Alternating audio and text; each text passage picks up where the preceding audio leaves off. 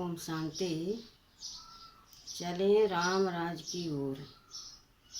मर्यादा पुरुषोत्तम श्री राम की प्रतिमा की प्राण प्रतिष्ठा अयोध्या में हो चुकी है। लगभग 500 वर्षों की प्रतीक्षा के उपरांत श्री राम का मंदिर दर्शन पूजन के लिए तैयार हुआ है। भक्ति की पराकाष्ठा, पुरुषार्थ और सतत प्रयास के बाद ये फल पुनः आए हैं। मंदिर के शुभ आरंभ से पहले उत्तर प्रदेश के मुख्यमंत्री योगी आदित्यनाथ कह रहे थे कि आप फिर से वही त्रेता युगी अयोध्या देखेंगे।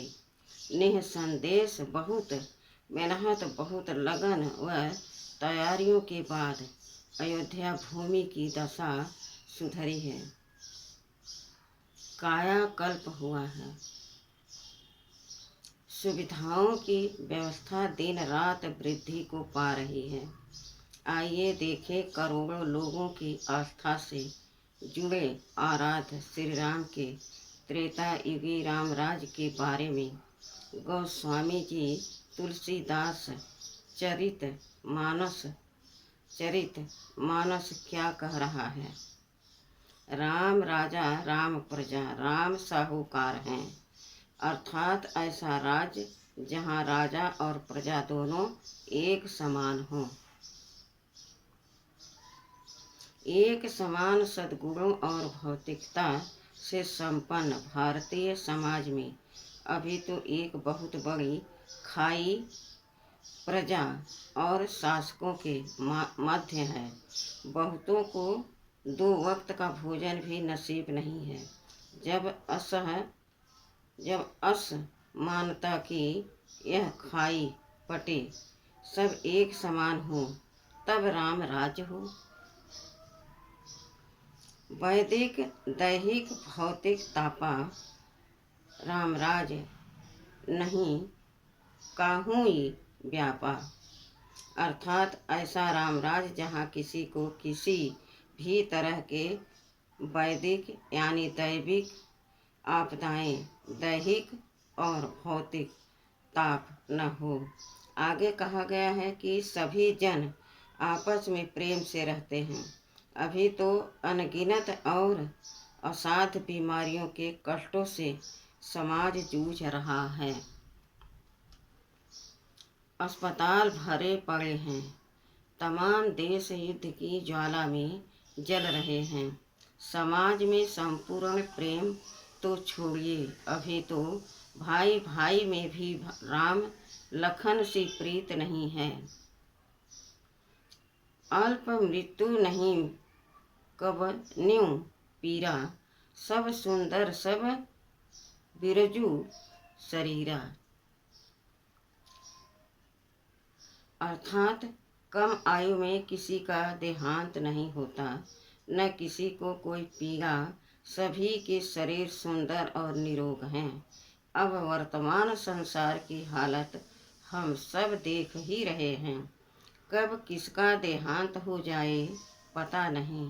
तन मन धन किसी न किसी प्रकार से अधिसंख्या पीड़ित और दुखी है। नहीं दरिद्र को दुखी न दीना, नहीं को अवधु न लंछन हीना, अर्थात न कोई दरिद्र यानी निर्धन, न दीनहीन दुखी और न ही कोई मूर्ख है, और सभी शुभ लक्षणों से संपन्न हैं। ऐसा अनुमान है कि संसार की संपूर्ण गरीब आबादी का तीसरा हिस्सा भारत में है। ऐसे अधम अनुज खल कृत युग त्रेता नहीं। रामचरित मानस के उत्तर कांड में सज्जन और दुर्जन सभी प्रकार के जनों का वर्णन किया गया है। लोगों को कष्ट पहुंचाने वाले दुष्ट प्रवृत्ति के लोग सतयुग एवं त्रेता युग में नहीं होते। द्वापर में थोड़े और कलयुग में झुंड के झुंड होते हैं, ऐसा इस चौपाई का मंतव्य है। अब यह कलयुग है, इसमें आसुरी प्रकृति के मनुष्य की कोई कमी है क्या?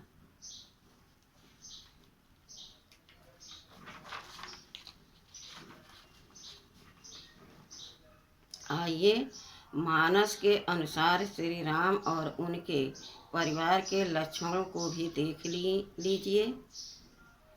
श्री राम अर्थात मर्यादा पुरुषोत्तम, यानी मर्यादाओं के चलने वाले, मर्यादाओं में चलने वाले, पुरुषों में उत्तम पुरुष। रामचरितमानस के श्री राम रघुकुल की रीत और नीत प्राण जाए पर वचन न जाए का पालन पूरे जीवन करते रहे। पिता की आज्ञा प्रमाण चाहे राज मिले या वनवास भी सभी स्थितियों में एक समान शिष्ट और सम्मान देने वाले। एक प्रसंग में लक्ष्मण रानी कैकेयी के बारे में सीधा नाम लेकर कहते हैं, कैकेयी ने ऐसा क्यों किया? तब श्री राम उनसे कहते हैं, भ्राता लक्ष्मण, यह माता कैकेयी तुम्हारे लिए कैकेयी कब से हो गई? मित्र सुग्रीव को दिए गए वचनों का निर्वहन किया। सेतु निर्माण के समय गिलहरी के प्रयास की सराहना की। राक्षसों की जाति से शरणागत आए विभीषण पर कोई संदेह न जताकर पूर्ण सम्मान और निश्चय दिखाया।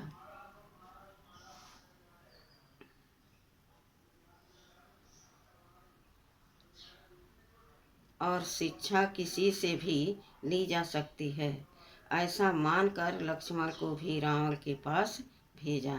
लक्ष्मण का भ्रातृत्व प्रेम, जिसके लिए खुद भी कष्टों में रहने के लिए वन में साथ जाना, श्री सीता चोरी के बाद प्राप्त आभूषणों के बारे में पूछने पर कुंडल, टीका इत्यादि के बारे में लक्ष्मण की अनभिज्ञता तथा चरणों की पायल के बारे में बताना कि यह मेरी देखी हुई है।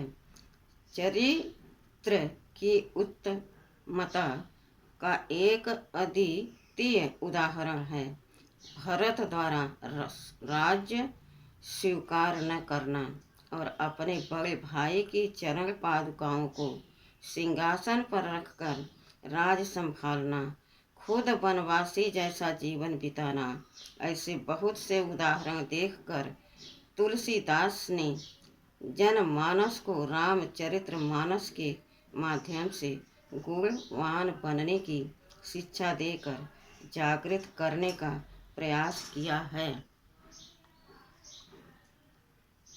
आज श्री राम जैसे बड़े भाई की कामना तो सभी भाई करते हैं, लेकिन लखन और भरत जैसा चरित्र बनाने में दिल धड़कता है। माता कौशल्या जैसी सासू माँ तो सभी को चाहिए, लेकिन सीता और उर्मिला जैसी बहू बनने का साहस कितनों को हो सकता है? राम राज बनाने के लिए प्रश्न है कि जितना प्यार हम देवी प्रतिमाओं से करते हैं, भगवान से, खुदा या अल्लाह से करते हैं, ईश्वर से करते हैं, उन्हें प्रातः काल से लेकर सायं काल तक प्रणाम करते हैं, क्या उतना ही प्यार या प्रणाम हम उनकी रचना यानी इस चराचर जगत के प्राणी मात्र से करते हैं? या किसी से बहुत स्नेह और किसी से देश रखते हैं? जितने प्यार से भगवान या खुदा को भोग फातेहा स्वीकार कराते, देव प्रतिमाओं को अलग अलग प्रहर में भोग स्वीकार कराते, उनकी साज सज्जा बदलते और अलग अलग छटाओं में दर्शन करते, क्या उतना ही प्यार से उन जीव आत्माओं को, अपने बुजुर्गों को, अपने बड़ों को या अन्य जो रात दिन हमारे साथ रहते, उन्हें स्वीकार करते? गंगा जल लाने वाले कांवड़िए अमरनाथ या अन्य यात्रा या तीर्थ स्थलों पर आए यात्री उन्हें बुला बुलाकर बड़े आग्रह से भोजन पानी रहने की व्यवस्था देने का प्रयास करते। क्या उतना ही अन्य किसी आवश्यकता वाले को या अन्य के साथ वैसी ही सेवा भावना से व्यवहार करते हैं? जिस प्रकार देव मंदिरों या इबादत गाहों, पूजा स्थलों, चर्च, गुरुद्वारों की सेवा करते हैं या हर कार्य करते सेवा भाव रखते हैं, अपना भाग समझते हैं, क्या अपने घर अपने कार्य क्षेत्र को भी मंदिर और कार्य को सेवा कार्य समझकर उतना ही सेवा भाव रखते हैं? यदि सभी का उत्तर हाँ में है तो निश्चित जानिए रामराज दूर नहीं। भव्य श्री राम मंदिर में श्री राम की मूर्ति में प्राण प्रतिष्ठा तो हो गई।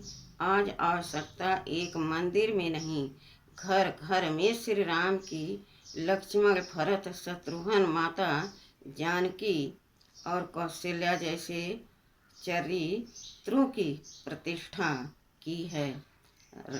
चारित्रिक पतन, आपराधिक गतिविधियों और भ्रष्टाचार में लिप्त भौतिकता की अंधी दौड़ में दौड़ते नशे के अधीन युवाओं को ज्ञान संजीवनी की है।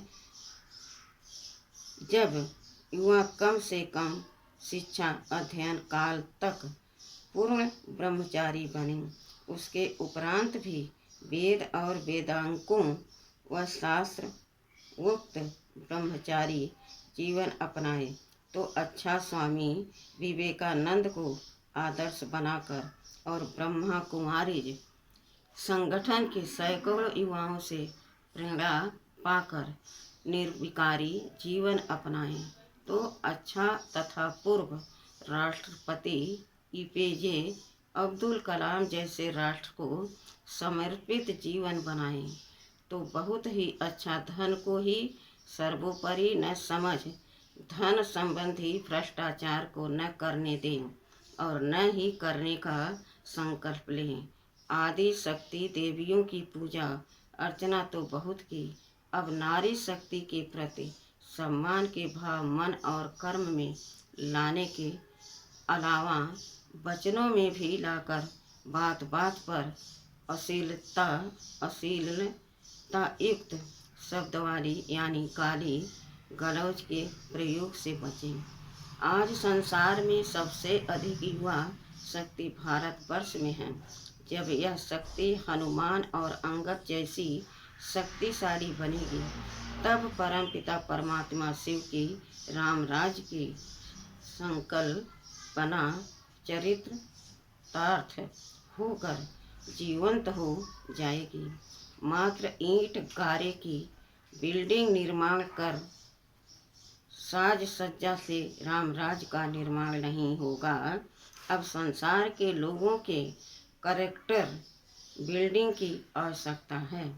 आइए रामचरितमानस के बालकांड में वर्णित बिन पग चलहि सुनहि बिन कहना अर्थात बिना पैर होते हुए भी चलने वाले और बिना कानों के होते भी सुनने वाले, बिना हाथों के कर्म करने वाले तुलसी के भगवान जो श्री राम के भी राम निराकार ज्योति स्वरूप परमात्मा परमपिता परमात्मा शिव हैं, उनके द्वारा रचे गए इस रुद्र गीता ज्ञान यज्ञ ब्रह्मा कुमारी संगठन के माध्यम से अपनी बुराइयों की पूर्ण आहुति दें और बनाएं अपनी पावन संकल्पना का रामराज।